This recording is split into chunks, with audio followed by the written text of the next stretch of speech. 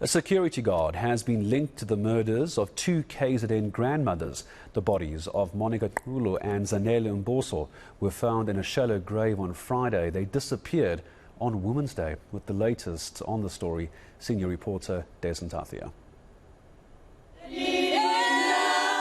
A vigil has been held outside the creche where Zanele Mboso and Monica Kulu were last seen. Those were the two elderly women that disappeared on Women's Day before a gruesome discovery was made on Friday. Their bodies were found just next door to the creche that they worked at, really only a few meters away in a shallow grave.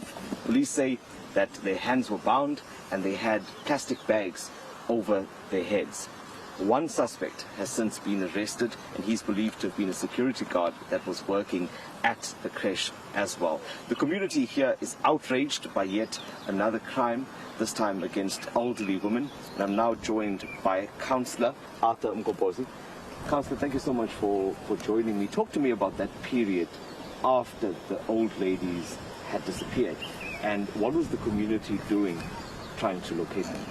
Well, just to say that it was indeed a shock. It's the first incident of this nature to happen in our area, and the community indeed have been out, and we want to thank the community for their resilience in terms of we were all searching for the missing grannies, and obviously with the information that was provided did not add up, and it does not indeed add up even today. It's still clueless in terms of how did it happen that from the information that they were taken away, that they are found or discovered just a very few distance from where the information said they were taken from. So, and the communities really was, on Friday, it was pepped up and people were very agitated and angry at the situation. And thanks to the police for the great work that they've done so far in terms of recovery.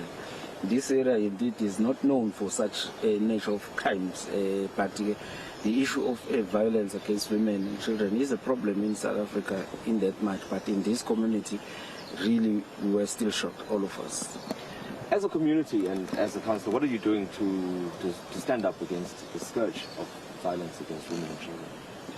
Well, there are quite a number of programs. We have a two-song center there, centers that are directly made out of for cases or crimes such as this, where women get to have access to counseling and also social work support that it can. But we do different campaigns in most often during the 16 days of activism.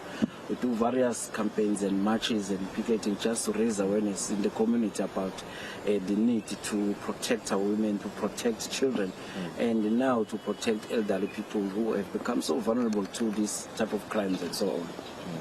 Thank you for your time, Councillor. I appreciate it. Councillor Arthur Mgobozi is there. Just this weekend, the Police Minister, Bheki Cele, had also mentioned that KwaZulu-Natal continues to be an area where violent crime persists, and those crimes also continue against women and children. The suspect that has been arrested is expected to appear in court in this week. I'm Dasen Thathiah in Umgababa in KwaZulu-Natal.